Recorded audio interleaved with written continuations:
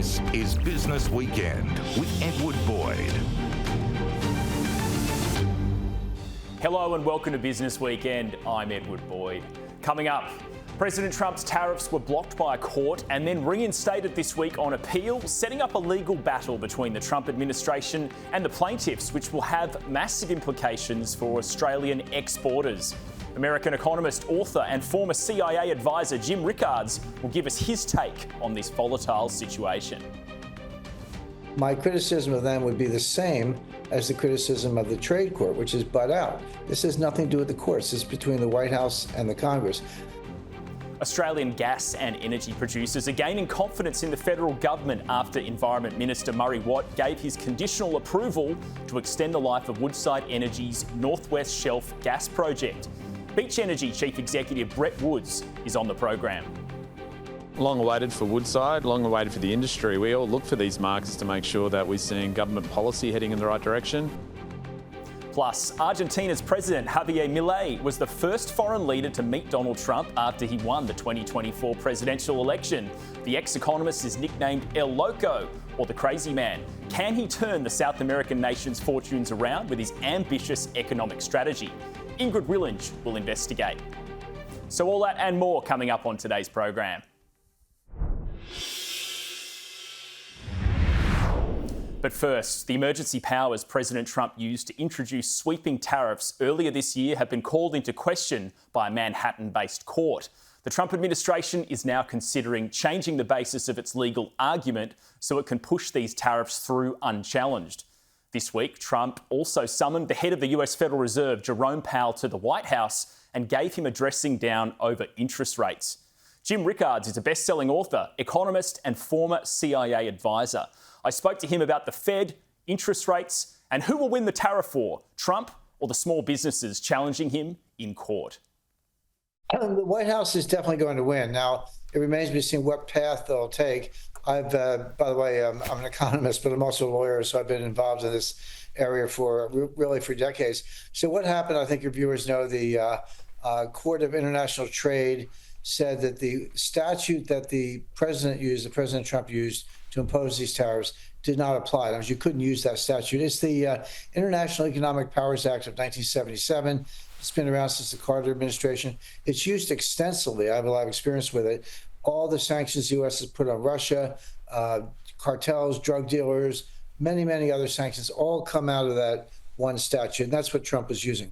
Now, so the Court of International Trade said that this act, with IEPA, doesn't apply. It can't be used. The reason they gave was made no sense at all. Now, just to be clear on the statute, it says a couple things.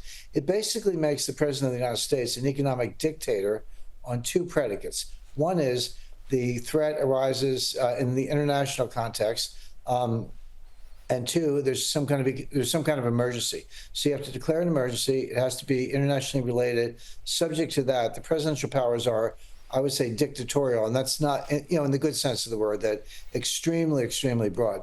So what the court said was that that it doesn't mention the word tariffs. Well, it's true. It doesn't mention the word tariffs, but so what? It talks about sanctions, freezes, seizes, other extraordinary actions, et cetera, a long list of things. It doesn't have to be comprehensive. It simply has to make it clear that the president has extremely broad power to kind of do whatever he wants to deal with the emergency. So for the court to say, well, it doesn't say tariffs, so you can't use it, that's just nonsense. That's just a really bad interpretation of the law. And then they said, oh, by the way, it's not an emergency.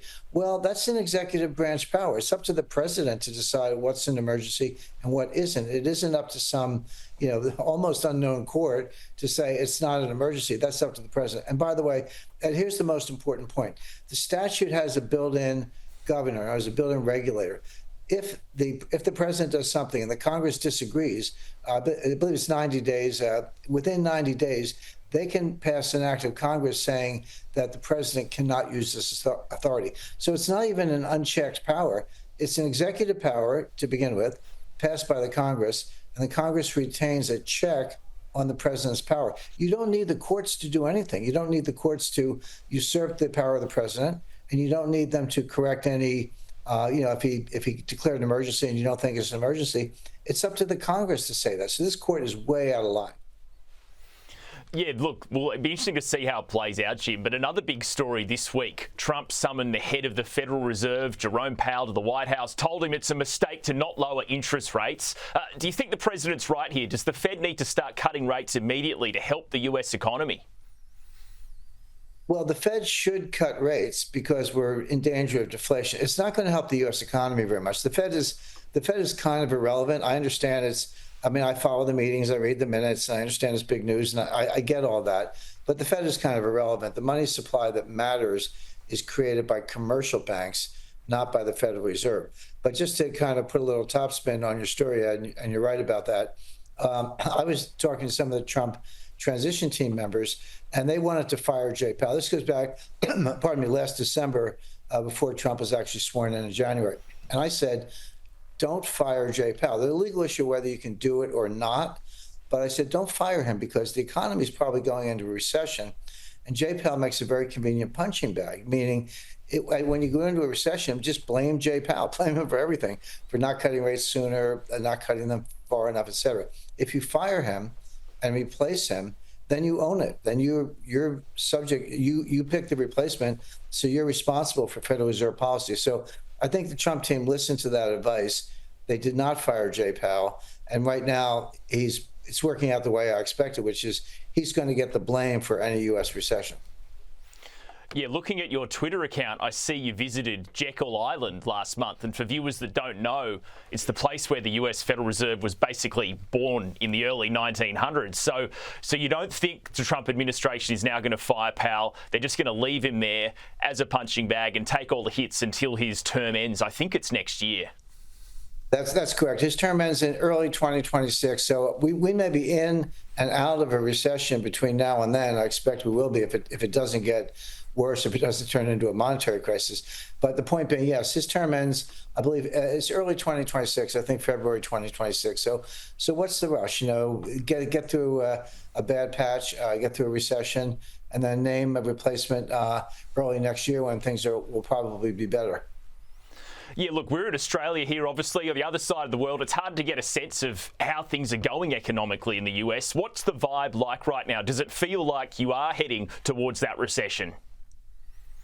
Well, I don't think that's the vibe. That's my own analysis, and there are a lot of indicators that point to that. And cutting rates doesn't matter. By the way, low interest rates are associated with recession and depression. The idea that we'll cut interest rates and we'll stimulate the economy is nonsense. The lowest interest rates were after the 2008-2009 global financial crisis, and also during the Great Depression. I spoke to Ben Bernanke about this. Interest rates in the Great Depression were rock bottom. So interest rates are not stimulative. When your economy is going well and your real growth is, say, 3 or 4%, and a little bit of inflation on top of that, interest rates should be 5 or 6%. That means people are borrowing, they're lending, they're spending, they're investing, businesses are expanding. That kind of strong economy is associated with somewhat higher interest rates because there's a competition for funds. When you see interest rates below 2%, maybe even 1% or lower, and that's where they're headed right now, that's a sign of recession. But there are many other signs, without getting too technical, what they call swap spreads. Why would I take a lower interest rate from a bank than I can get from a federal U.S. Treasury security? Well, the answer is because the bank deal is off balance sheet. That shows you that bank balance sheets are constrained. They're reducing their balance sheets. And as I said earlier, the Fed puts on a good show, but it's just a show. The money that counts, that's loaned and spent and invested and drives the economy, doesn't come from the Fed. It comes from commercial banks. And right now they're pulling in their horns. Just talking currencies, the US dollar, it's fallen to its lowest level since, I think, September last year. Meanwhile, you've got cryptocurrencies and gold really starting to gain quite a lot of value. Do you think the US dollar is losing its influence a bit as the world's reserve currency? No, and you're right about the first thing. The dollar has gone down in value, but it was from a pretty high level, not the highest. The highest of all time was January 1985. That's when Baker had the Plaza Accord. But it has come down in the last several months. You're absolutely right about that. But that's from a fairly high level. So the dollar is still very strong. But that is a different metric than the status as a global reserve currency. And I explain to people, there's no such thing as a global reserve currency. When you have reserves, you don't hold them in currencies or cash, you hold them in securities. And so what it actually means is that countries have U.S. Treasury securities in their reserve positions. Now, yes, they're denominated in dollars, so you can say dollar for shorthand, but it's really Treasury securities. So when you ask yourself, will the dollar lose its status as the global reserve currency? What you're really asking is, will U.S. Treasury securities lose their status as the number one reserve asset? And the answer is no. And the reason is there is no alternative. There's no, the other biggest bond markets in the world are Japanese government bonds and Italian government bonds, and Germany's third. So if you don't like U.S. Treasuries, do you like JGBs better? Do you like Italian debt better? The answer is no. I mean, by the way, Italian and German debt is denominated in euros, but they're not backed by the full faith and credit of the European monetary zone. They're backed by whatever government, Italy or Germany. So A, those markets are not big. B, they're only as safe as the Bank of Italy or the Italian government. So U.S. Treasuries look very attractive relative to those. Even in a world where the dollar is going down in terms of exchange rates, the U.S. Treasury is not, Treasury securities market is not threatened as the leading global reserve asset, is the way I would put it. And then, Jim, just finally, I saw you talking about this recently, artificial intelligence. I mean, how big a threat do you see AI to the global economy? Well, I just wrote a new book on that. It just came out. In fact, I'll be in Australia later this summer, kind of on book tour. My book is called Money GPT, but it's the impact of artificial intelligence on capital markets, banking, and then there's a chapter on nuclear warfighting. And here's how I would put it, Ed. AI is extremely powerful. It's everywhere. It's in your refrigerator, telling you to change the water filter. It's on your car dashboard. AI is here to stay. It is very powerful, and it will do some wonderful things. It'll already has, I believe, cured some diseases or pointed the way to some cures. So I'm not an AI basher. What I'm doing, I'm warning that, yeah, AI is powerful and can do a lot of good, but there are also very significant dangers which are being overlooked. And my book is really about the danger, including how it could cause a stock market crash, how it could cause a run on the bank.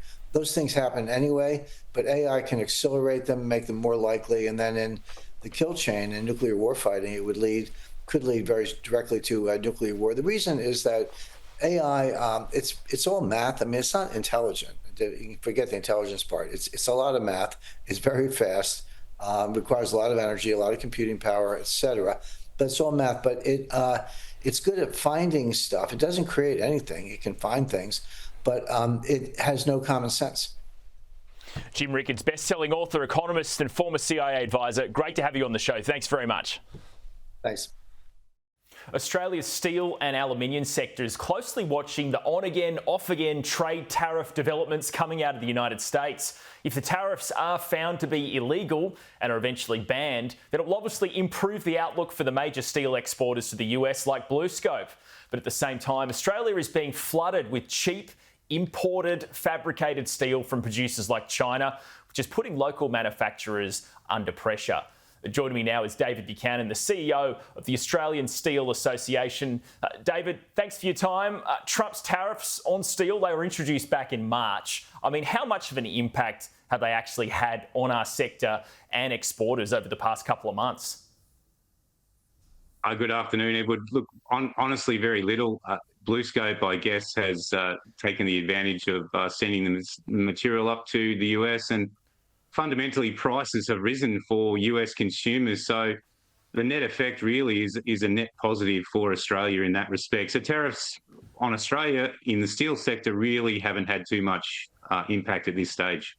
And if they are found to be illegal by the US court system and they're completely revoked altogether, will that have much of an impact at all, or it'll sort of be business as usual? That's a very good question, Edward. I think the confusion is probably the issue. The on-again, off-again confusion of the situation is probably more the point.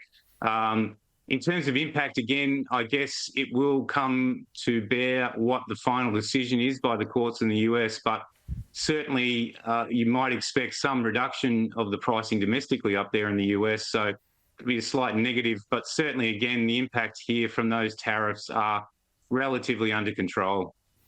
Yes, so you represent steel mills, fabricators and exporters. I mean, which out of those three do you think has been under the most pressure over the past 12 months or so? Domestically, I understand that the steel fabricators, so that's the mum and dad companies employing 15, 20 people right across Australia, are really feeling the pinch at the moment. Obviously, the Australian economy is struggling a little bit in terms of total output. And so we are seeing certainly pressure points where there are imported fabricated goods from Vietnam, China, and the Southeast Asian region really starting to bite those mum and dad companies, to be honest with you. Yeah, going back to March, the Paris meeting of the OECD Steel Committee basically said steelmakers around the world are really struggling to compete with the likes of China. Just how much cheaper is the Chinese product compared to what's manufactured here at home in Australia? That's a good question, Edward. I think in terms of pricing, it tends to be relatively cheaper. I wouldn't give it a percentage, but it's more the fabricated goods which are causing the issue. And the reason for that is energy price and, of course, labour prices throughout Southeast Asia are much lower. So fundamentally, it's the total input cost. The steel itself is probably a little bit cheaper, but when you add labour, energy into the mix, you certainly have quite a disparity with the pricing of the fabricated goods versus what we can do here in Australia. And that's a real problem at the moment. Yeah, well, just on energy, this week, Woodside's big gas project off the northwest shelf of WA was approved for another 40 years. Obviously, it's a big provider of gas to the state of Western Australia and exports overseas. I mean, how important are projects like that to keeping energy prices here down? They're absolutely critical, Edward. I think gas, as you know, is required in many manufacturing processes, high heat requirements and high energy requirements, and steel, clearly one of the high energy users in Australia. And so it's absolutely critical that we have those prices that we can use to compete with the imported fabricated products, that we can actually compete on a level playing field. And I think that is such an important project. Yeah, and when you look around Australia, we've seen wireless steelworks, for example, under serious pressure being propped up by the government at this stage. Do you think someone is actually going to be interested in buying that steel mill, or could it potentially just go bust? Loaded question, sir. I think it's a very challenging situation. Sovereign capability is very important for Australia. So from a sovereign capability point of view, it's certainly a critical asset. It's not without its challenges. I think it will certainly be very important over the next 12 months to try to bring that facility back up to speed in terms of safety, quality, etc. But I think long term, there may be people looking at taking that facility on and trying to, I guess, reinvest. And that would be great for Australian sovereign capability, but certainly it's a challenging position at the moment. And just with where things are at in the market, are there still groups out there that are looking to build new steel mills in the construction pipeline across the country? Absolutely, Edward. We've got about 5 projects now, as you're probably aware, on drawing boards right across Australia, from Queensland, the Port of Queensland, through to Western Australia, and even one perhaps going to be stood up in Whyalla itself. So there's certainly significant interest in the green steel potential investment. But again, the OECD report recently released shows an overcapacity of steel across the world. So in one respect, we've got to be very mindful that additional capacity may actually cause further issues in the industry, which is suffering quite significantly at the moment from a global overcapacity position.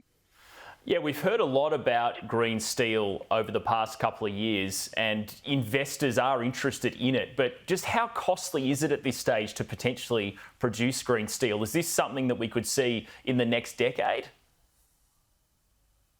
So, Edward, I think we will definitely see it. We've got mills now starting to produce up in the Northern Hemisphere, utilising hydrogen technology. But again, that cheap energy discussion, they're using hydroelectricity for the production of hydrogen. So I think long term it will happen here in Australia, but we're probably 10 or 20 years off seeing really true green steel production in this country, notwithstanding those mills that are now hoping to stand up electric arc furnace mills up in Queensland or WA. All right, so when you look broadly at Australia then and the economic situation right now, I mean, is it a positive environment for the steel sector, or is everyone still struggling a fair bit? Yeah, it's a very tough market at the moment, Edward. We're certainly anecdotally seeing that, reasonable pressure on distributors. Australian manufacturers are struggling and hurting. So I think generally speaking, we still have quite high interest rates. We have high labour costs still, and we still have high input costs. So we certainly, as an industry, having a bit of a tough time at the moment. And is it difficult to find investors to invest in steel right now? Good question. I think it is absolutely difficult at the moment. It was and always has been a cyclical industry, and it always does struggle to find investors. But the green steel position or the green steel transition will certainly, I think, increase interest in the steel making industry. And I think we will still see investors coming to Australia and other countries to invest in mills, specifically in new technology, though. Dave Buchanan, Chief Executive, Australian Steel Association, thanks for coming on the show. Thanks for having me. Appreciate it. Coming up after the break, Australia's oil and gas sector is gaining confidence in the federal government after it gave conditional approval to Woodside Energy's North West Shelf expansion. Brett Woods, the CEO of Beach Energy, is next.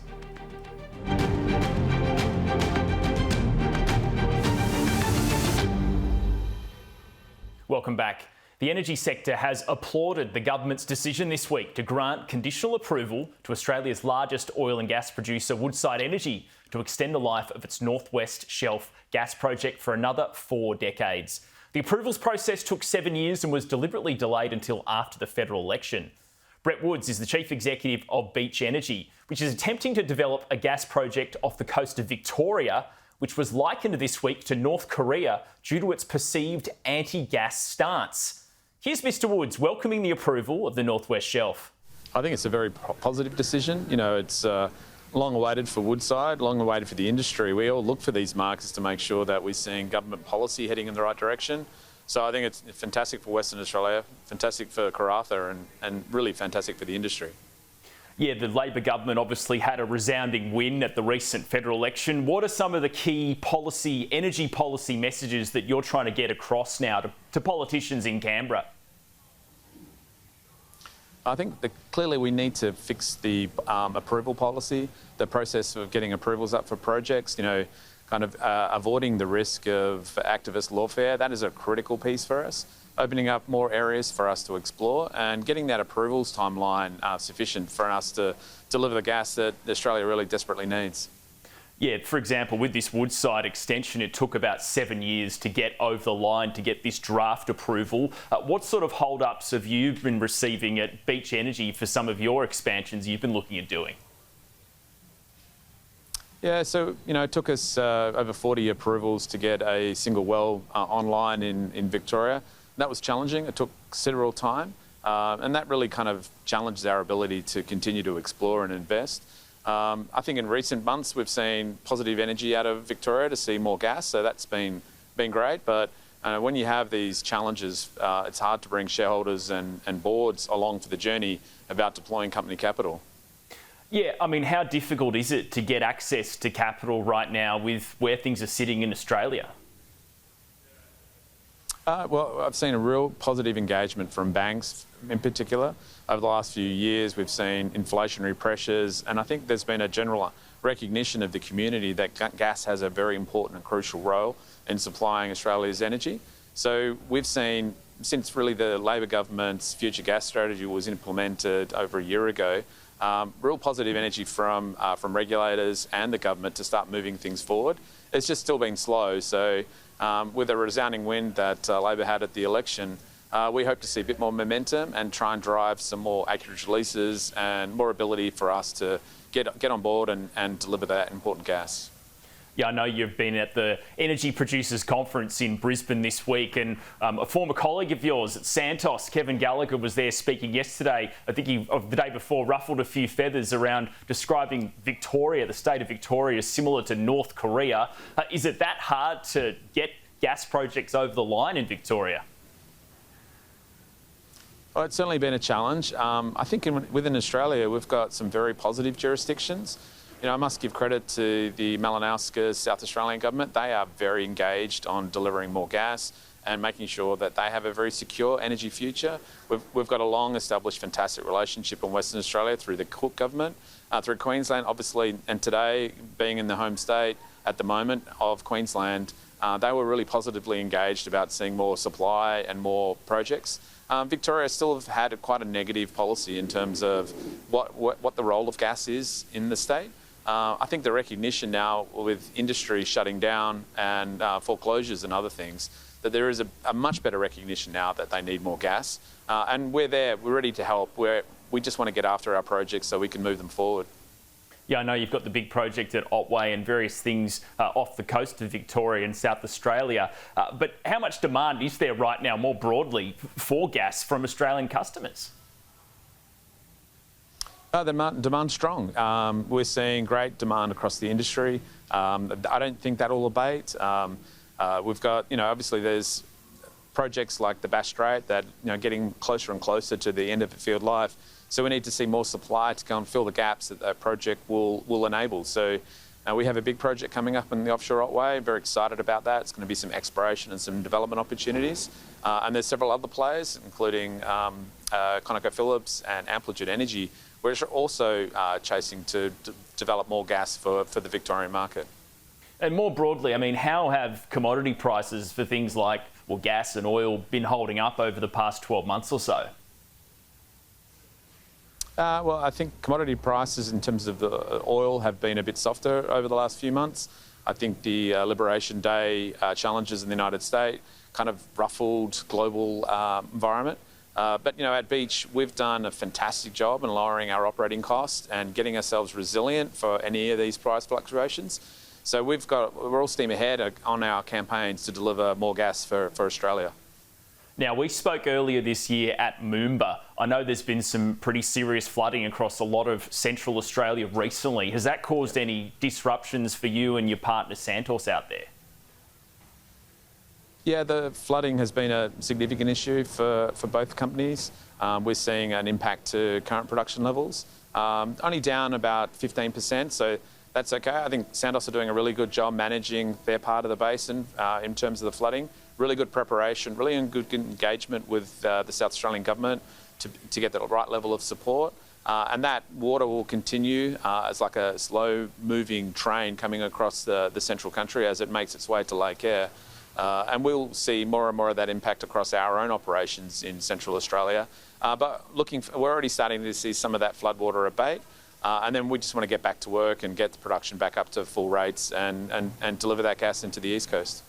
Now, I spoke to Meg O'Neill from Woodside just after the approval came through earlier this week, and she talked up carbon capture and storage. Now, I visited you guys at Moomba earlier this year to see the launch of your CCS project. How's it been going over the past few months? It's been fantastic. All credit to Santos, the operator, and ourselves, Beach, as the other investor. It was a brilliantly executed project, delivered very well. It's operating at full rates. We're effectively sequestering enough carbon to be effectively 700,000 cars off the road in Australia each year. The potential to deliver 1.7 million tonnes of abatement. So far, we've already sequestered 800,000 tonnes. So we're well on the way to delivering what our target is, which is a great endorsement for CCS across our industry. Yeah, and is that now that it's proven to be pretty successful, are foreign countries starting to look at that and potentially tap you to sequester their carbon in your resources in Central Australia? Yeah, I think Australia offers a fantastic environment with really good regulations, a very supportive state government level to be able to work with foreign governments and foreign companies to be able to support them in their decarbonisation. And I think it's a great circular economy. We can supply the gas and we can take and store their emissions, effectively offering a very near net zero type outcome for industry throughout Australia and throughout Asia. Next week, we're going to get the GDP numbers for Australia's economic growth. I mean, how do you rate the strength of Australia's economy right now? Oh, it's a really good question. Obviously, unemployment is still very low, but we're not really seeing the productivity growth that we really need. Australia is desperate to get more productivity. We need that to have a growing economy and to be able to pay people more. So we've really got to drive harder on that productivity. So I think it's a challenge. Interested to see what the GDP looks like. And hopefully we start getting back into that balanced inflation GDP type growth levels that will continue to grow our economy and be more and kind of get back some of that standard of living losses that we've seen over the last few years. And I know Beach had some issues with finding employees in Western Australia on one of your projects recently. Is it still difficult to find good quality labour? Well, I think the electrical services have been hard to get those individuals, with electrification being a big issue across all of Australia. The electrical trades are in short supply, but we've been able to manage and we've been able to utilise some of our own staff in other states to bring across West Australia in support of our projects there. And, we've been able to put some of our staff into our partners project in Western Australia as well to help them get that project to be realised in the near term. Brett Woods, Chief Executive, Beach Energy, thanks for coming on the show. Thank you very much. The president of Argentina is an ex-economist and has been nicknamed El Loco, or the crazy man. But can he turn around Argentina's fortunes with his ambitious and controversial economic strategy, which is winning him fans like Donald Trump and Elon Musk? Last month, Javier Milei succeeded in securing a $20 billion bailout from the International Monetary Fund. So, is sentiment changing in the South American country? Ingrid Willinge reports. If you haven't heard about Argentina's president Javier Milei, well, he's got a bit of Trump, a slither of Elon Musk, intertwined with his own flair, according to author and fellow of the Institute for Law and Strategy, Paul Monk. He divides the nation, but at the same time won the last election in a landslide, as his people long for change. He's nobody's idea of a dual bureaucrat, or a sober and reticent leader. He's very flamboyant. I'd say he's a cross between a serious economist and a circus clown, and I hope that more of the first comes out and a little less of the second. The country has been in a state of financial disarray for a very long time. Some have never known a life of economic stability. High inflation, multiple defaults on debt in 2001, 2014 and 2020, and a fixed currency, at least for the past 5 years. Argentina did have a free-floating exchange rate from 2015 to 2019, but there was a run on the peso during the election volatility, and so the government put controls back in place. Well, Argentina famously has not enjoyed very much economic stability for the past 120 years or something. It's been very badly managed. There's been a lot of political corruption. But enter Milei. In 2024 alone, he managed to eliminate the fiscal deficit, moderate inflation, and take some big leaps towards deregulating Argentina, the biggest being just a few weeks ago in April. In April, we had a switch from what had been a steady depreciation, 2% per month against the US dollar was all that was allowed. And that wasn't really sustainable because meanwhile, Argentinian inflation was running at more than 2% per month. So that was really undermining the currency and putting a lot of pressure on the central bank. So as part of a deal with the International Monetary Fund, in order to get a new package from them, they had to loosen up on the currency. The IMF's very big on floating currencies and letting currencies find their real value. So they had to allow Argentinians to have much greater freedom in terms of what they did with foreign currencies and their own currency. And so that was the sort of the big bang of mid-April. It wasn't an easy time to shift the economic policy, with the move coinciding with geopolitical concerns and Trump's surprise trade war. It was a very tricky time to be experimenting in markets. April, we had all the tariff turmoil out of the US, and so it was a bit of a rocky start. The currency initially fell about 11% as it was announced, but has since stabilised. So there is a bit of optimism. Over the past month, it's actually up about 2%. But the test of success will be years in the making, with Milei taking a long-term view of being on par with America in 50 years. And Trump and him are close, with Trump actually calling Milei his favourite president. Why? Because their politics are similar. Both have rolled back environmental protections, both taken out their countries from the World Health Organization, sceptical on traditional public health efforts, and both are staunchly against woke ideology, as they call it, with Trump being vocal on it and Milei taking issue with it in his Davos Economic Forum speech back in January. But that aside, they both love social media and being an anti-politician with a non-conforming style of politics. But that has also led to trouble for Milei, where he brazenly took to X to promote a little-known cryptocurrency called Libra, claiming it would boost the economy and small business. This almost led to his downfall with allegations of fraud and even calls for his impeachment. It's very out there, and that's all the more remarkable in a sense because he would be seen by many people on the left as a conservative, but those terms get really blurred these days, right? I mean, clearly he's by his own account, he's an anarcho-capitalist. He's a radical free marketeer, and that's anything but conservative.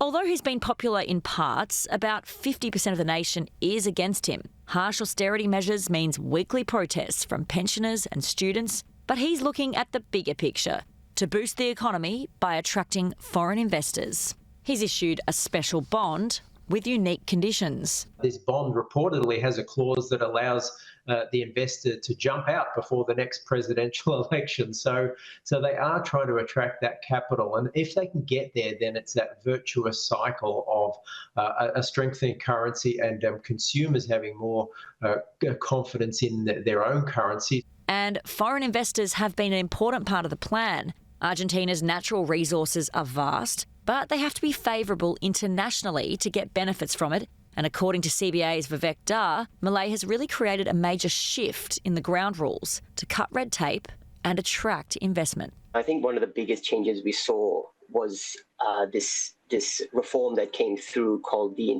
incentive regime for large investments, which was for amounts totaling at least US 200 million. And in that, we saw a lot of investment incentives be introduced. And, for instance, income tax reduced from 35% to 25%. You could carry your tax losses indefinitely. Like these kind of rules really have put Argentina on the radar. And that's something that I think companies have certainly noticed. But of course, with the state of the world today, there are plenty of obstacles ahead. A lot of hurdles to come, and a lot of them are the politics. President Milei doesn't have broad control over the political scene, over Congress and so on. So they've got elections coming up later this year. So plenty of hurdles still to come. The real question is whether Milei's controversial leadership strategy is one that can steer the ship through some of the biggest economic changes the country has ever seen. He's got to steer that economy through the rough. In general, to have a more open economy, a more flexible economy, and not a protectionist one, not one that imposes tariffs and so forth, tends to mean you concentrate on your strengths rather than spending money on protecting things that really can't compete. He's going to need to do that, but there are always costs. So as I say, the key thing for a statesman to be able to do is to explain credibly and clearly what he's doing and why he's doing it, and that there will be costs. It's not cost-free, not to try and kid people, but to be really straight with them. I think that's what leadership is. I think the policy side is quite powerful. Like some of this has happened in 2024, and this was before we saw that big major reform come through in July last year. But you can see that the environment has shifted to make it far better for companies to invest. So I think that's where the positivity sits. And the fact that we have a tailwind coming into 2024, I think that's really set the tone for the Argentine economy and the expectations. Certainly the president thinks they can. Si el rezago de la política monetaria If the monetary policy lag is between 18 and 24 months, I'll tell you again. By the middle of next year, there will be no more inflation in Argentina. There are green shoots in his strategy, but it can all topple down pretty quickly with just one financial curveball. So whether he can pull off the big economic shift successfully is still up in the air. It remains to be seen how Argentina, and for that matter any country, including our own, will be able to ride through the bumps and impulses of the Trump administration, and that applies to to many aspects of what Trump's Washington is doing or what he personally is doing. But if we stick to Milei, I do think that he's clearly a bright guy, right? He's capable of understanding things. But many a bright person gets carried away with themselves and their preferences and finds out too late or refuses to acknowledge when other people are already seeing it that he's missing something, that he's put a foot wrong. And this magnifies the costs. And Argentina's had a lot of that for a long time. So if you were laying odds on whether Argentina would yet again get it wrong, that's probably where the sound money would go. After the break, after 5 years of lobbying from accounting groups, the ATO now allows financial advice fees in some circumstances to be tax deductible for Aussies. Chartered Accountants Australia and New Zealand joins us next to explain what the changes mean for you.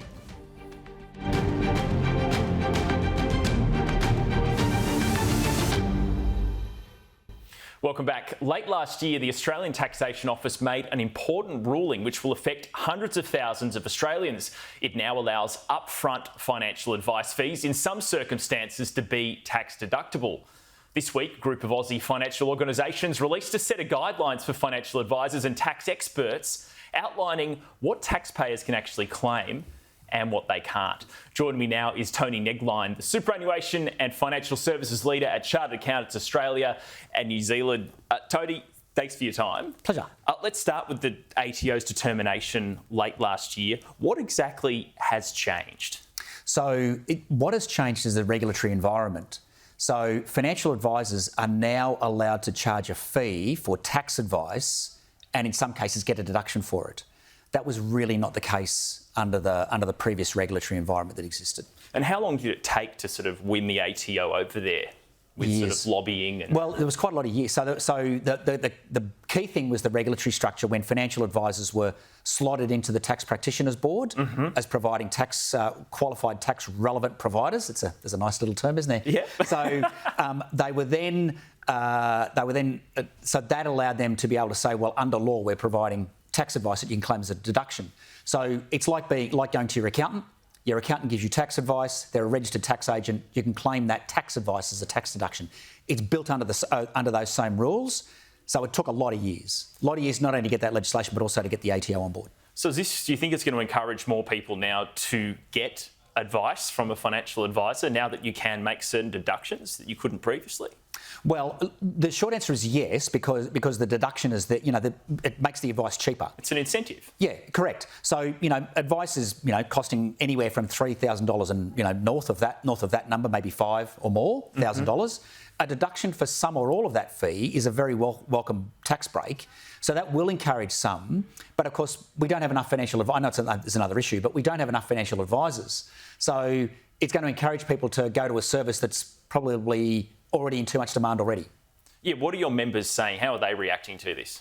Well, so the key thing is that everyone's pleased that there's been the change. Yep. So, and that we now have greater certainty. What financial advisors now need to do is they now need to build this into their businesses. They're required under law to act in their client's best interest. So their best interest is to say, well, hey, if we do this right, you'll be able to get a tax deduction and be better off financially. So that's where it's at. And how long does it take to change those processes at a financial advice company?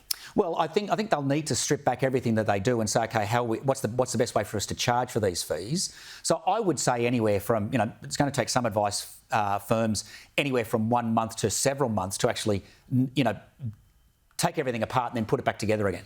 Right. But have high fees been a barrier stopping people from getting into financial advice, just looking at it more broadly? I think so, yes. Look, at an anecdotal level, there is, a large unmet advice need that's, known here in Australia. So that means that there's people looking at it going, I'm having trouble finding a financial advisor, having trouble getting near one because, they're saying to me, well, I don't need you right now.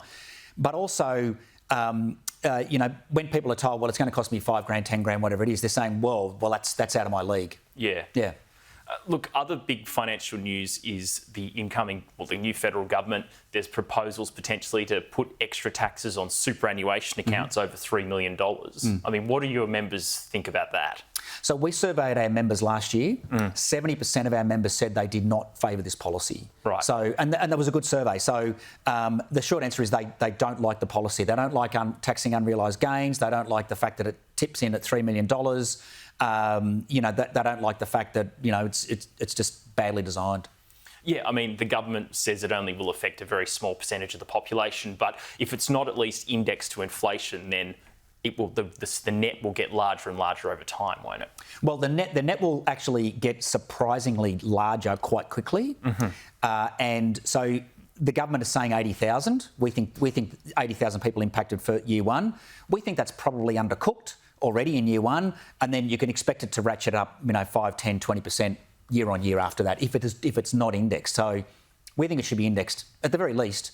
We would prefer the policy to be dumped, but at the very least we would like the $3 million to be at least indexed. Yeah, and I believe with the balance of power in the Senate, it'll be Labor and the Greens moving policies through, and I think the Greens actually want the account to be $2 million as opposed to $3 million. Yes. But look, these things are subject to negotiation in the Senate and elsewhere. So sometimes what happens is that the government says, OK, look, you vote for this policy that I've got, and I'll give sway on another area that's completely unrelated. So there's this sort of horse trading that goes on. No one's privy to any of that other than the people involved in that stuff. So we won't know what the position is until probably the legislation goes before Parliament. And you briefly mentioned unrealised gains and potentially increasing tax there. Is that more of a concern for your members than the $3 million size super account? More than likely. Sorry, let me go back one step. The 70% said we don't like the policy, and we laid out all of the conditions of it: $3 million, unrealised gains, so on and so forth. They said 70% said no. So putting that to one side. We think unrealised gains is a major issue. It's a terrible issue for farmers because the value of farm properties in some cases is going up dramatically, but the increase in cash flow is not matching that. So they're then saying, how do I pay this tax bill? So it's a major issue. Small businesses, such as farmers, any small business that has their commercial property in their self-managed fund has got real concerns. One of our members described it to me yesterday. There's in some cases there's real panic. Tony Negline, thanks so much for your time. Appreciate it. My pleasure.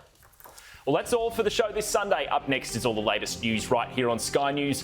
Business Weekend returns next Sunday, but don't forget you can keep up with all the latest business news with our daily program, Business Now, at 4:30 p.m. Eastern Standard Time. Thanks for your company. I'm Edward Boyd. We'll see you next week.